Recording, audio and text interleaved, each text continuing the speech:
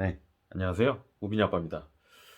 제가 이번에 났던 배달 사고에 대해서 좀 말씀드려볼까 해요. 사실 그 사고가 났던 그 날에는 뭔가 제가 희망과 결심 같은 것들로 이제 가득 차 있었어요. 그날 제가 되게 일찍 일어났거든요. 제가 사실 배달 일을 그동안 열심히 안 했던 게 사실이에요.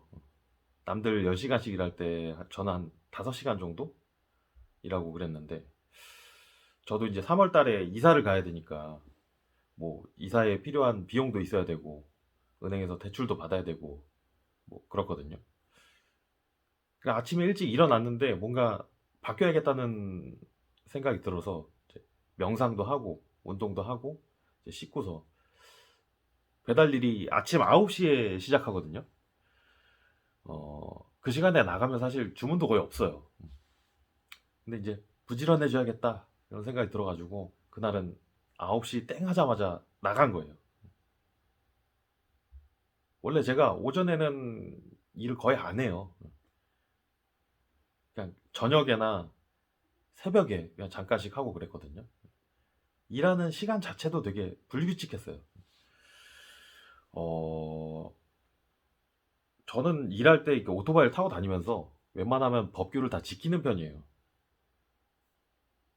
뭐 신호위반이나 뭐 동일차로 추월이나 인도주행 같은 거 웬만해서 안 하고 그냥 신호 기다릴 때는 차들 뒤에 서서 같이 기다리고 뭐 그래도 불가피하게 좀 어겨야겠다라고 판단이 되면 최대한 차들 없을 때 그냥 저 혼자만 있을 때 그냥 아무한테도 피해 안 주는 선에서 하고 그랬거든요.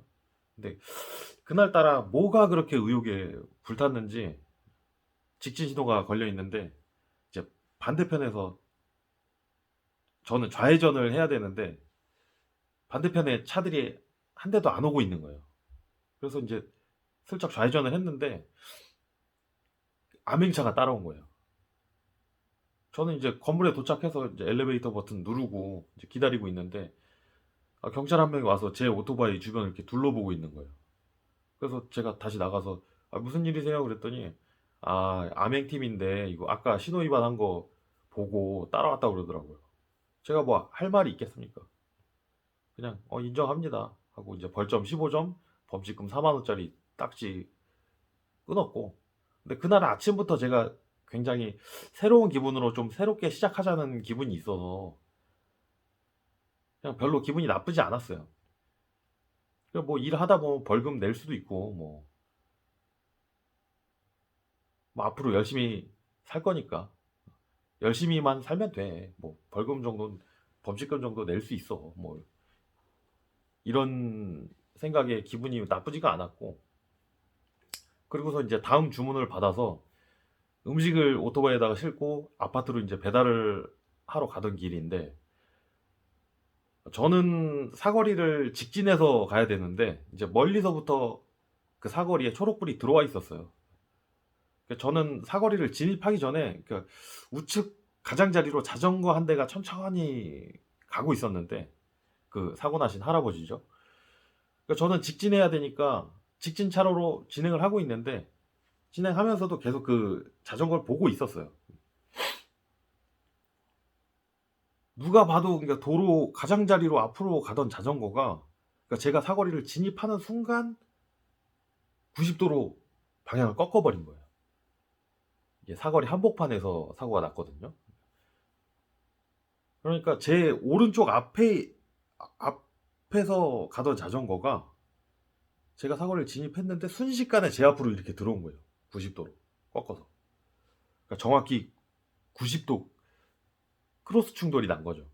그러니까 할아버지는 부딪혀가지고 이제 날아가 버리고, 저는 그 충격에 이제 슬립을 하면서 땅에 떨어진 거고요. 제가 일을 할 때 헬멧에다가 이제 액션 캠을 달고서 일을 했는데, 그날따라 그걸 꺼놓고 일을 했더라고요. 그런 바람에 이게 사고 장면이 녹화도 안 됐고, 경찰이랑 보험회사에다가는 그냥 말로만 설명했어요. 사고가 이렇게 났다. 할아버지는 뭐 기절해 계시다가 앰뷸런스가 와서 실려 가셨고, 그 후로 뭐 사고 처리가 어떻게 되고 있는지를 모르겠어요. 뭐 경찰에서는 이제 CCTV 확인해보고 저한테 출석 요청을 하겠다고 했는데 지금 거의 10일째 됐는데 아무런 연락이 없거든요. 뭐 그 할아버지는 병원에 입원해 계시다고 들었고